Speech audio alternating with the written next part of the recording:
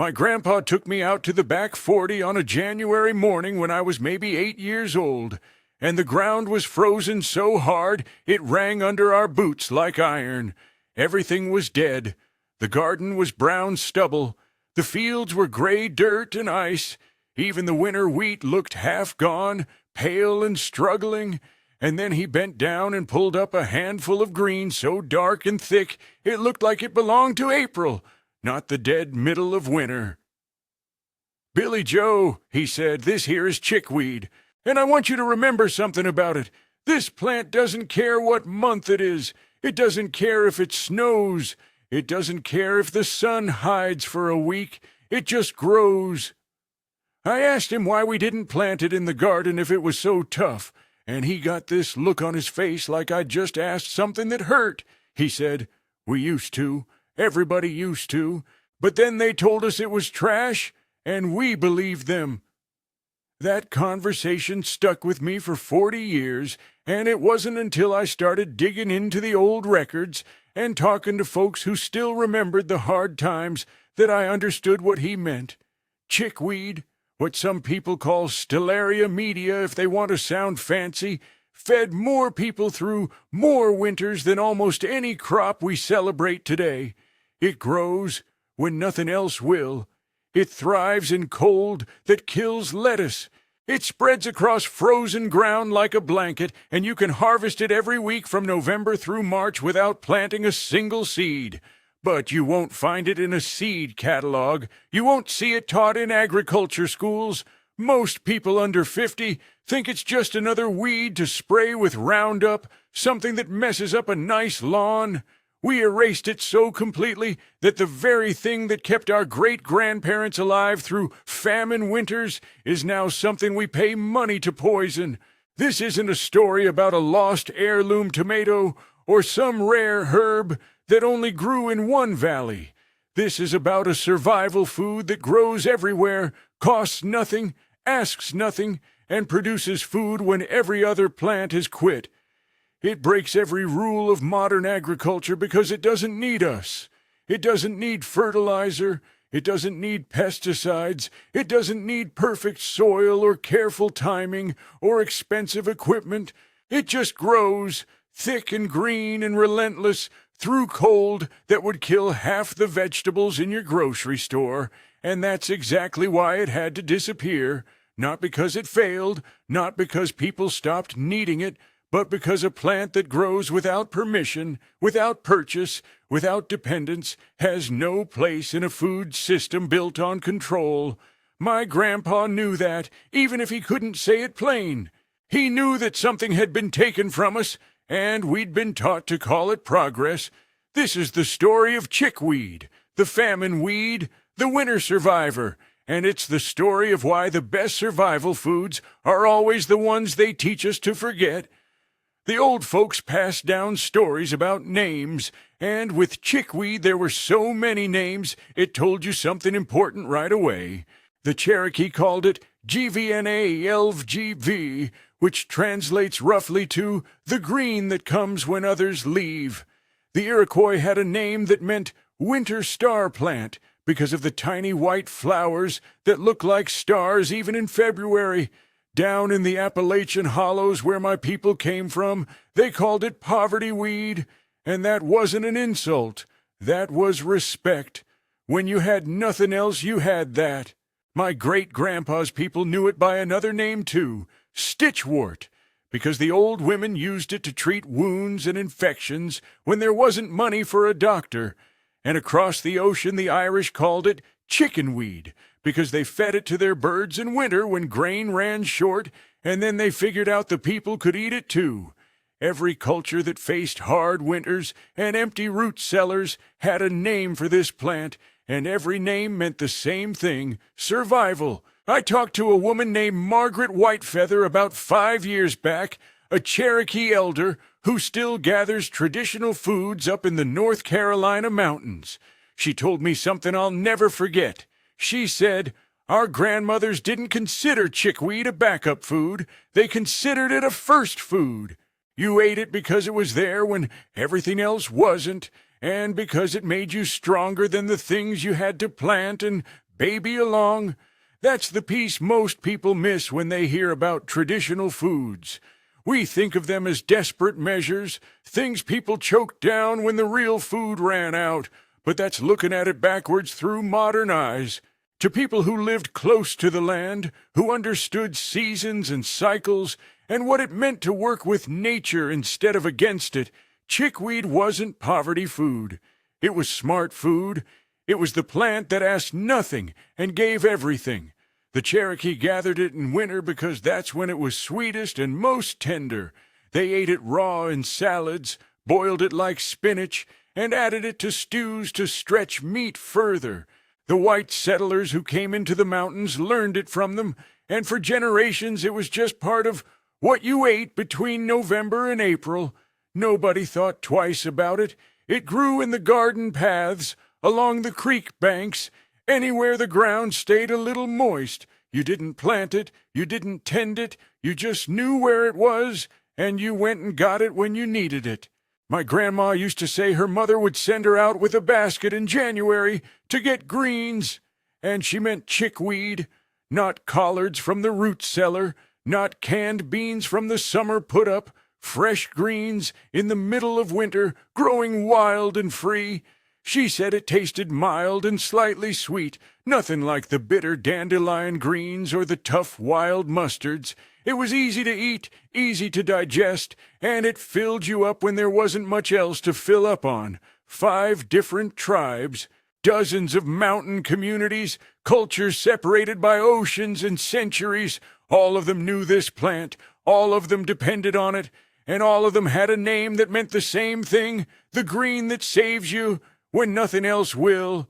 My great-grandpa's people lived through the winter of 1895 in Ashe County, North Carolina, and there's a record in the courthouse archives that most people have never seen. It's a ledger from the county relief office, and it documents what they called subsistence foods utilized by mountain families during extended frost period.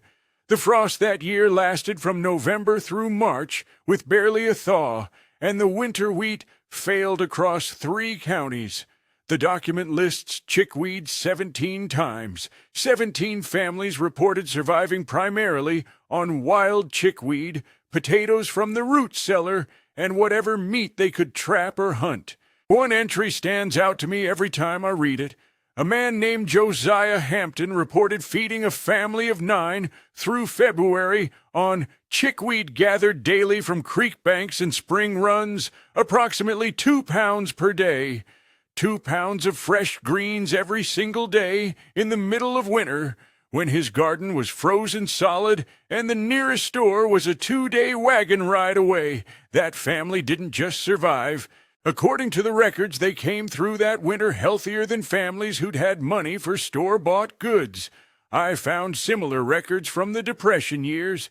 In 1933, a home economics teacher in Wise County, Virginia, named Eleanor Bradshaw, wrote a report for the State Agricultural Extension about emergency food sources in mountain communities. She documented 43 families who relied on foraged chickweed as a primary vegetable source from December through April. She noted that children in these families showed fewer signs of malnutrition than children in families who'd stopped gathering wild foods and were trying to survive on cornmeal and lard alone. Her report included something that shocked me when I first read it. She wrote, "The gathered chickweed provides superior nutrition to purchased cabbage or canned goods, yet families express shame at relying on it, stating they hope to soon afford real vegetables. This shame appears to be a recent development, as older residents report no such stigma in their youth." Think about that.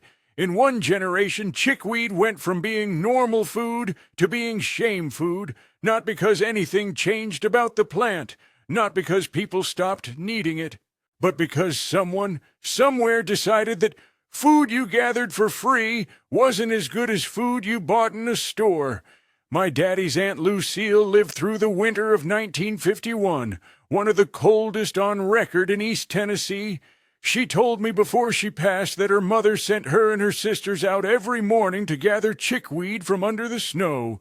She said, We'd brush the snow off and there it'd be, green as spring. Mama would cook it with a little bacon grease, and we'd eat it with cornbread. I didn't know until I was grown that we were poor. I just thought that's what winter greens were. The records are there if you know where to look. County relief offices, extension service reports, personal diaries in historical society archives, church records documenting food distribution. They all tell the same story. Chickweed kept people alive through winters that killed crops and froze supply lines. It grew when nothing else would, and it fed families who had nothing else to eat. And then we stopped talking about it. We stopped teaching it. We stopped gathering it. Within 2 generations, the plant that had saved countless lives became something people sprayed poison on to make their lawns look nice.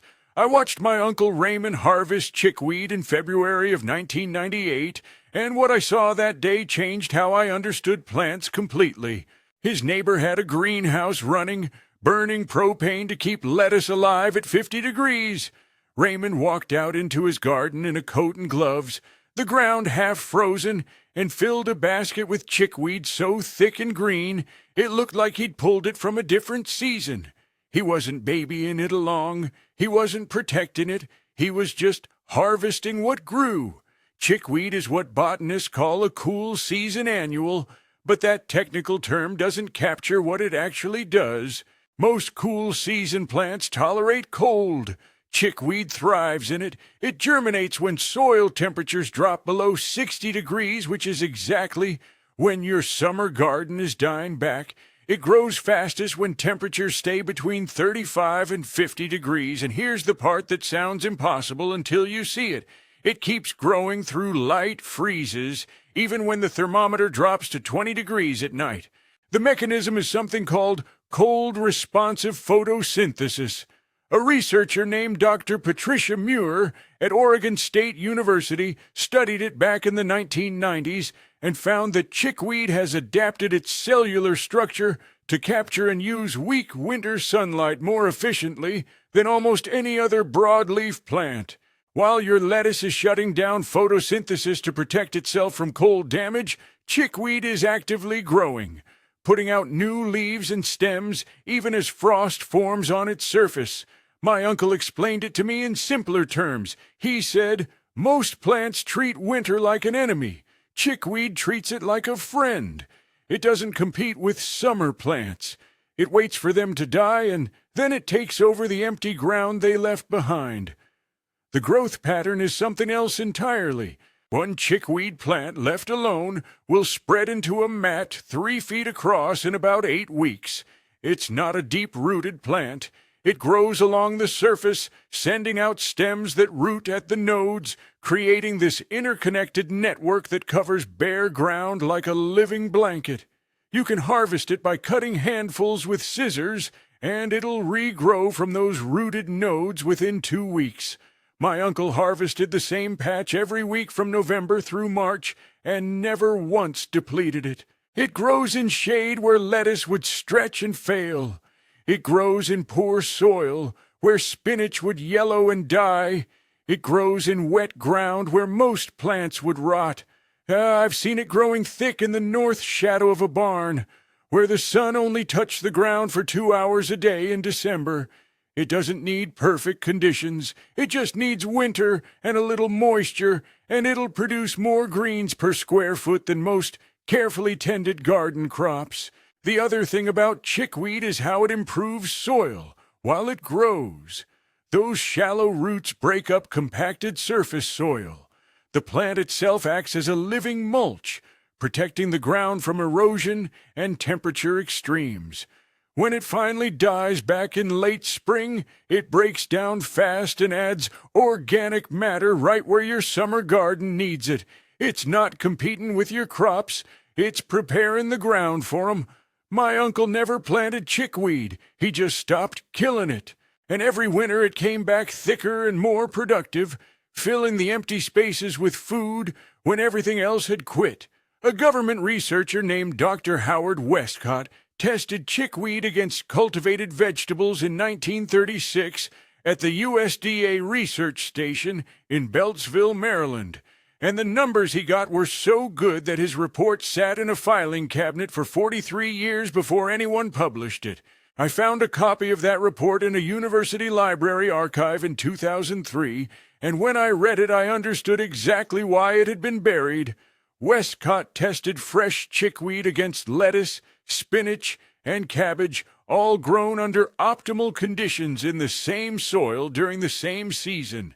The chickweed was just gathered wild from a field margin. He measured vitamins, minerals, protein content, and caloric density. The chickweed beat lettuce in every single category. It had twice the vitamin C of cabbage. It had more iron than spinach per 100 grams. It contained more calcium than any of the cultivated greens he tested, and it had measurable amounts of vitamin B complex that barely registered in the store-bought vegetables. The protein content shocked him most. Fresh chickweed came in at 2.9 grams of protein per 100 grams of plant material. That's higher than most lettuces and comparable to spinach. For a plant that nobody was breeding, selecting, or improving, those were numbers that suggested chickweed wasn't just a survival food. It was legitimately nutritious food that happened to grow without any help. But here's the part that got his report shelved. Westcott calculated yield per acre over a 6-month winter growing period. He estimated that chickweed, harvested weekly from November through April, could produce between 4 and 6 tons of edible greens per acre without any inputs, cultivation, or care. He compared that to commercial lettuce production, which at the time averaged about 2 tons per acre per growing cycle and required plowing, fertilizing, weeding, and irrigation. He wrote in his conclusion, Stellaria media represents a potentially valuable food crop for winter production in temperate climates, requiring minimal agricultural intervention while providing superior nutrition to many cultivated alternatives. And then he added a line that I think sealed the report's fate. Economic barriers to adoption may prove more significant than agricultural ones.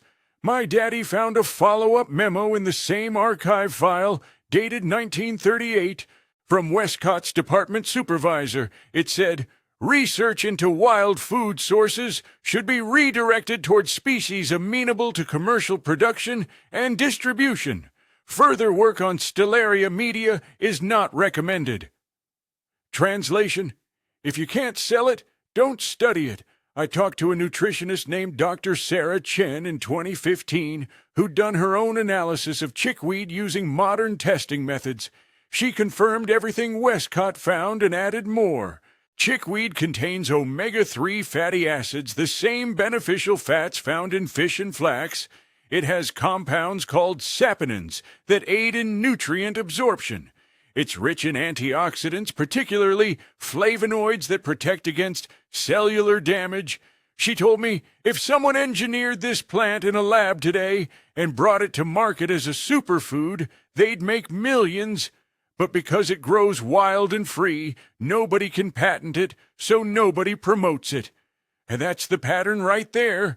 Westcott found a winter vegetable that outperformed commercial crops, required zero inputs, and fed people better than what they could buy. And the response wasn't to celebrate it or teach people about it. The response was to stop researching it and file the report where nobody would see it. My daddy tried to sell chickweed commercially in 1983, and what happened to him taught me more about the food system than any book ever could. He'd been growing it, or rather, letting it grow, on about 2 acres of his land through the winter months. He'd harvest it, wash it, bag it up in plastic, and take it to local restaurants and grocery stores. The chefs loved it. The customers who tried it bought it again. He had a product that cost him almost nothing to produce, grew when nothing else would, and tasted better than the shipped-in lettuce that was going for $2 a pound. He figured he'd found something good. So he approached 3 major seed distributors about carrying chickweed seeds in their catalogs. He had samples, he had testimonials from chefs. He had cost projections that showed farmers could produce winter greens with almost no overhead. Every single distributor told him the same thing, and it had nothing to do with whether people would buy it. The first company, I won't name them, but they're still in business, told him straight out, "We can't sell a plant that reseeds itself aggressively and doesn't require annual purchase. Our business model depends on customers buying seeds every year." My daddy pointed out that plenty of plants reseed themselves. The representative said, "Yes, but we've spent decades breeding that tendency out of commercial varieties. We're not going to introduce it back in." The second company was more blunt. Their buyer told him, if home gardeners can grow abundant food without buying seeds, fertilizer, or pest control products, that's not a product line. That's a threat to multiple product lines. The third company at least pretended to consider it. They tested it, grew it, evaluated it. Then they sent him a letter saying that chickweed's aggressive growth habit and difficulty of containment made it unsuitable for home garden use. My daddy wrote back pointing out that they sold mint, which spreads twice as fast. They never responded. He tried the farm co-ops next. Same story. One agricultural supply manager told him, "Bill, I like you and I believe in what you're doing, but I sell fertilizer, herbicides, and seeds. You're asking me to promote a plant that needs none of those things. I'd be working against my own inventory." The farmer's market was the only place he could sell it, and he did well there for 3 years running. But in 1986, the county health department showed up and told him he needed a commercial food handling license to sell foraged greens. When he pointed out that other vendors were selling garden vegetables without licenses, they told him those were cultivated crops, and his was wild foraged material, subject to different regulations. The license cost $800 a year, required a commercial kitchen inspection, and mandated testing for contaminants. For a plant he was cutting from his own land and washing in his sink. He couldn't make the numbers work anymore. He quit selling it and went back to just feeding it to his own family. But he never forgot what those distributors told him. He'd say to me, "Billy Joe, I didn't fail because the product was bad. I failed because the product was too good at being free." That's when I started understanding that the food system isn't designed to feed people efficiently. It's designed to feed people profitably, and anything that feeds people without profit is something the system has to eliminate. I remember when the county extension agent came through our area in 1977, driving a government truck and handing out pamphlets about lawn and garden weed control. I was 14 years old, and I watched him talk to my neighbor, Mrs. Pauline Henderson, who was 76 at the time and had been gathering chickweed from her garden paths for 60 years. He told her she needed to spray it with something called 2.4-D to get a clean lawn. She asked him why she'd want to kill food, and he told her it wasn't food, it was a weed. She told him her mother had fed a family of 7 through the Depression on that weed. He smiled like she'd said something quaint and told her, "Well, ma'am, we have better options now. You can buy lettuce at the store year-round." That conversation stuck with me because of what he didn't say. He didn't say chickweed was dangerous. He didn't say it was toxic or invasive or harmful. He just said it was a weed, and weeds needed to be eliminated. When Mrs. Henderson asked what made it a weed instead of a vegetable, he couldn't give her a straight answer. He just kept saying it didn't belong in a modern lawn. But I found out later what he was really doing. The Extension Service in the 1970s was running a nationwide program funded partly by chemical manufacturers to promote herbicide use in residential areas. They called it integrated lawn management. But what it really meant was teaching people that any plant they didn't deliberately plant was an enemy that needed to be poisoned. Chickweed was on the list, right along with dandelions, purslane, and lamb's quarters. Every single plant on that list was edible, Every single one had fed people through hard times, and every single one was being redefined as a problem that required a chemical solution. The program worked exactly as designed. Within 10 years, you couldn't find chickweed in most suburban yards anymore. People were spraying it in spring before it could go to seed. They were using pre-emergent herbicides in fall to keep it from germinating. A plant that had grown in every dooryard garden for generations was being systematically eliminated from the landscape, and people were paying money to do it. My Uncle Raymond asked the extension agent a question that never got answered. He said, if this plant is such a problem, how come my grandparents never had to spray it? How come it didn't take over the whole county back when nobody was trying to kill it? The agent said something about modern landscaping standards and moved on to the next house. But the question was a good one. Chickweed had coexisted with human agriculture for thousands of years. It grew in gardens, along paths, in orchards and field margins. It never took over cropland. It never choked out food plants. It just filled the empty spaces in winter and died back when summer crops needed the room. It wasn't a threat to agriculture. It was part of agriculture, the part that fed people when the planted crops weren't producing. The eradication campaign didn't have a villain's name attached to it. There was no executive order to destroy chickweed. It happened through 1,000 small interactions, extension agents, and lawn care companies and garden centers all saying the same thing. This plant doesn't belong here anymore. Get rid of it, spray it, pull it, don't let it seed. And people listened. There's a farmer's market 2 counties over from where I live, in Boone, North Carolina, and every Saturday morning from November through April, a woman named Jennifer Caldwell sells chickweed for $8 a pound. Her booth is called Winter Harvest Greens, and she sells out by 10 in the morning. People line up before she finishes unloading her truck. These are people whose great-grandparents pulled chickweed for free from their garden paths, and now their great-grandchildren are paying premium prices for the exact same plant.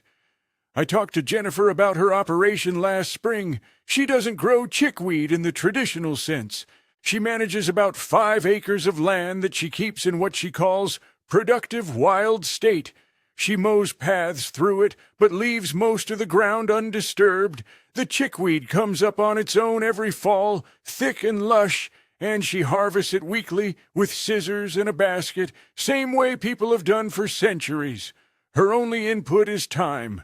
No seeds purchased, no fertilizer, no irrigation, no pest control, just her labor and the plant, doing what it's always done.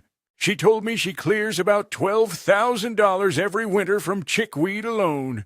She sells to restaurants, to health-conscious families, and to older folks who remember eating it as children and want to taste it again. One of her regular customers is a man in his 80s who told her, "My mama used to fix this with bacon grease. I haven't had it in 60 years. I thought it was gone." And that's happening in pockets all over Appalachia and beyond. There's a permaculture farmer in Asheville who includes chickweed in his winter CSA boxes. There's a foraging teacher in East Tennessee who leads chickweed identification walks and teaches people how to harvest it sustainably. There's a restaurant in Knoxville that features wild winter green salad on their menu from December through March, and it's mostly chickweed with a few other foraged additions. The revival isn't huge yet. It's not like chickweed is showing up in Whole Foods, but it's happening at the grassroots level, which is exactly where it needs to happen. People are remembering. People are teaching their kids. People are looking at the green mat growing in their garden paths and thinking food instead of weed.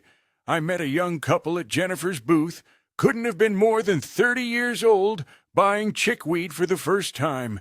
They told me they were trying to eat more locally and seasonally, and they'd read that chickweed was nutritious.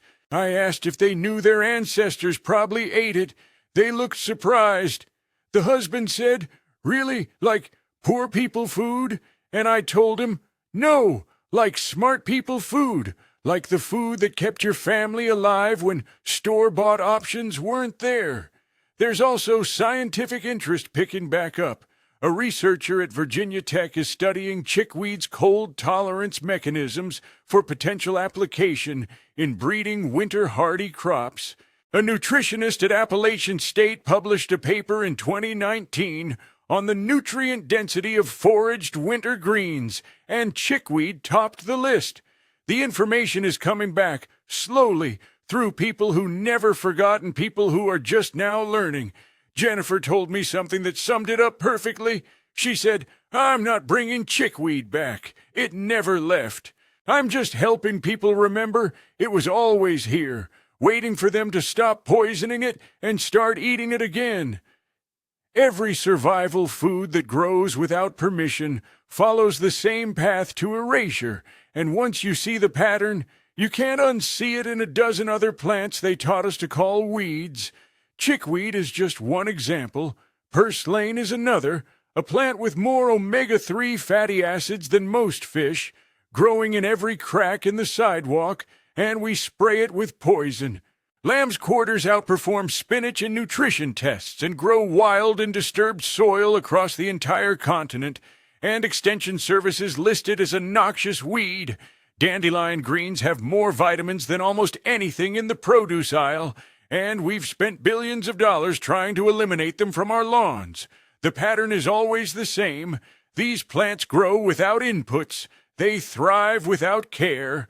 They produce abundant food without requiring purchase of seeds, fertilizers, pesticides, or equipment.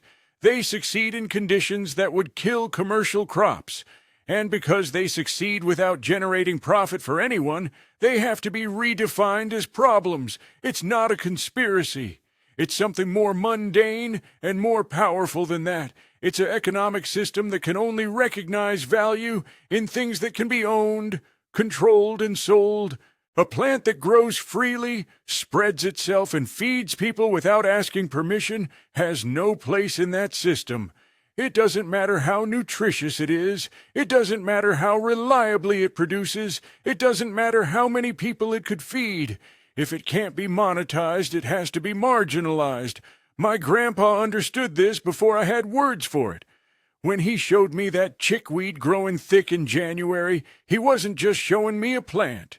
He was showing me a kind of freedom that the modern food system can't tolerate.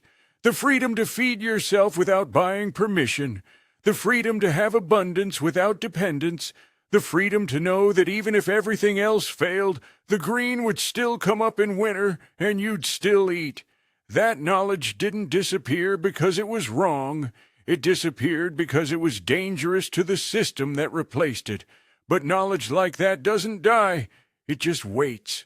It waits in the memories of old folks who still gather wild greens. It waits in the courthouse records that document what really fed people through hard times. It waits in the soil itself, in the seeds that can lie dormant for decades and still germinate when conditions are right. And it waits in people like you who are willing to look at the green growing in the margins and ask the question nobody wants you to ask: what if the weeds are only weeds because someone profitable needed them to be? I'm telling these stories because they need to be told before the last people who remember are gone. Every time an elder passes without sharing what they knew about survival foods, we lose something we can't get back from books.